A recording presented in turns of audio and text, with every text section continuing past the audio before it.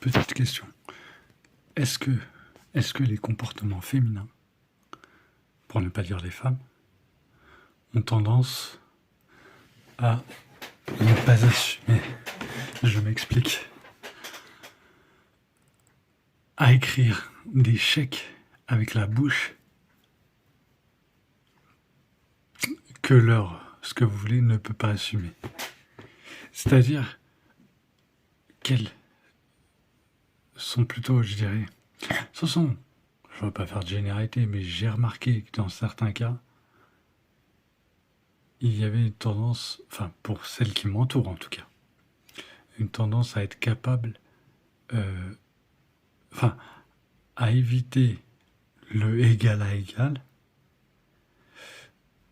le égal à plus fort, n'en parlons même pas, mais à être capable d'avoir la même violence qu'un homme, voire plus, sur du plus faible en étant sûr qu'il est plus faible.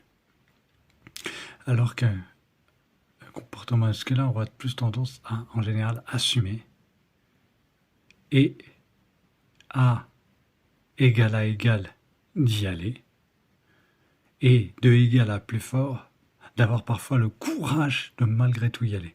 Une exception étant que le comportement féminin se virilise, donc a tendance à rejoindre ce comportement dit masculin lorsqu'il s'agit de leurs enfants. Là, ça leur donne un courage important, et ce qui est très bien. Ça permet la protection de la lignée. Mais d'ailleurs, l'homme a aussi un excès de courage en théorie lorsqu'il a une femme. Car le rapport de l'homme à la femme est un peu le même que celui de la femme à l'enfant.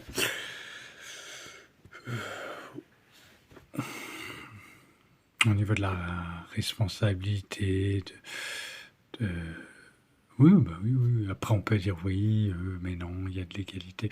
Ah, d'accord. Oui, dans les droits, pas de problème. Mais il y a des différences. Il y a une complémentarité que certains nient, bien sûr, en disant que tout n'est que culture. Et si tout n'est que culture, il y a tout de même une culture passée qui nous fait actuellement. On ne part pas de zéro. Donc, biologiquement ou culturellement, on est ce que l'on est. Donc, on ne peut pas faire l'impasse. Ce qui me permet là de vous tenir ce discours-là, c'est à la fois de l'expérience et de la culture. Donc, bref, c'était un petit truc, voilà, petite vidéo car bien souvent j'entends, je sais pas, ma tante, et en train de dire qu'elle a parlé dans la rue, qu'elle s'est montrée pour ci ou pour ça, ou qu'elle était prête à se battre avec un vigile de 2 mètres alors qu'elle fait 1,60 m. Tout ça, ce ne sont que des postures, et certaines personnes le font quand elles sont accompagnées en sachant très bien que du coup elles n'auront pas d'affrontement, mais qu'elles auront l'impression... Vous savez, c'est toujours la même histoire, retenez-moi ou je vais faire un malheur, quoi. Et tant que la personne la retient, elle continue de crier, à faire genre qu'elle va aller s'embrouiller face à l'autre personne. Mais si vous les mettez les deux personnes qui s'embrouillent toutes seules sans qu'il y ait une autre personne qui est censée regarder ou retenir, il y a de grandes chances pour qu'il n'y ait même pas de bagarre, pour qu'il n'y ait même pas d'altercation verbale en fait. Parce que les parties savent qu'il n'y a personne pour retenir, donc s'il y a une bagarre, il y a vraiment une bagarre. Et que en fait, la bagarre, comment c'est,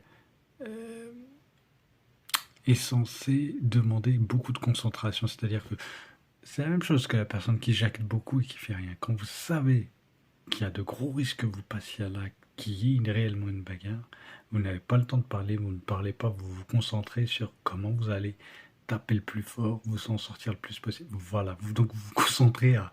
Voilà, comme certains policiers, quand ils vont intervenir, vous voyez qu'il y a une concentration et il n'y a pas forcément voilà, voilà une discussion construite ou que sais-je, quoi. Ou même d'injonction, il n'y a pas forcément ça, quoi. Voilà, voilà. Et puis aussi, j'ai remarqué que, et c'est aussi propre à certains hommes, mais certaines personnes qui n'ont jamais eu et qui sont persuadées qu'on ne les tapera pas pour X ou une autre raison, par pitié ou que sais-je, ou parce que ça se fait pas, entre guillemets, ont tendance justement à parfois abuser sur ce genre de voilà, retenez-moi ou je vais faire un malheur. Enfin, ont tendance à abuser sur, par exemple, leur façon de parler, leurs injonctions, les insultes qu'elles peuvent proférer envers une autre personne en disant mais je sais pas moi, je suis une femme ou je suis handicapée ou je sais quoi, donc elle n'a pas le droit de me taper. Qu'est-ce que c'est que ça? Elle n'a pas le droit de me taper. Mais j'ai le droit de l'insulter. Voilà, donc j'ai le droit de l'insulter, sous-entendu comme voilà, j'ai le droit de l'insulter, mais elle n'a pas le droit de me frapper comme on frappe, sous-entendu, un homme. Donc on accepte de frapper un homme, ok d'accord. Ok, voilà. Donc enfin voilà, c'est oui, la contradiction aujourd'hui, on est un peu dans ça, donc des droits similaires mais des devoirs différents. Il faudrait mettre au clair toutes ces choses-là. Oui, l'égalité c'est très bien, mais mettons au clair les subtilités qui en découlent.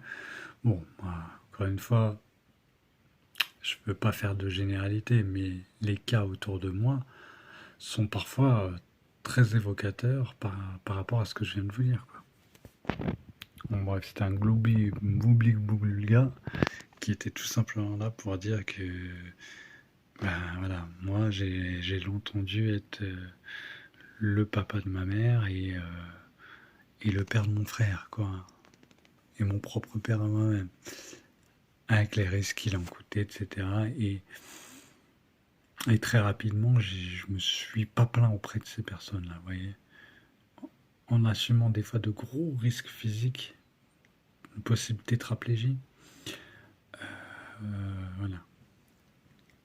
Je veux pas me mettre en héros, mais je trouve qu'il y a des choses qui sont importantes à dire quand on n'écrit pas de livre, quand on ne laisse pas de traces.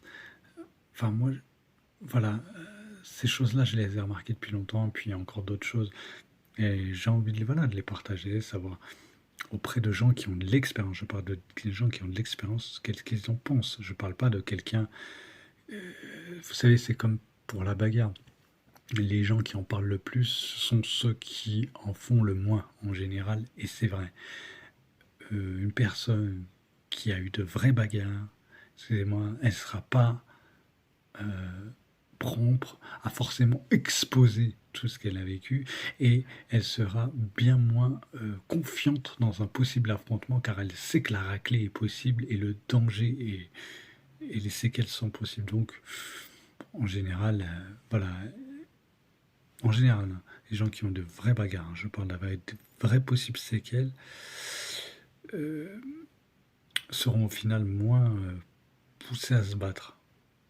Vous voyez, moins facilement poussés à se battre que quelqu'un qui n'a rien eu et qui sera là à dire vas-y viens la cité. Des gens qui sont même pas conscients qu'avec un coup vous pouvez être tétraplégique ou... Voilà,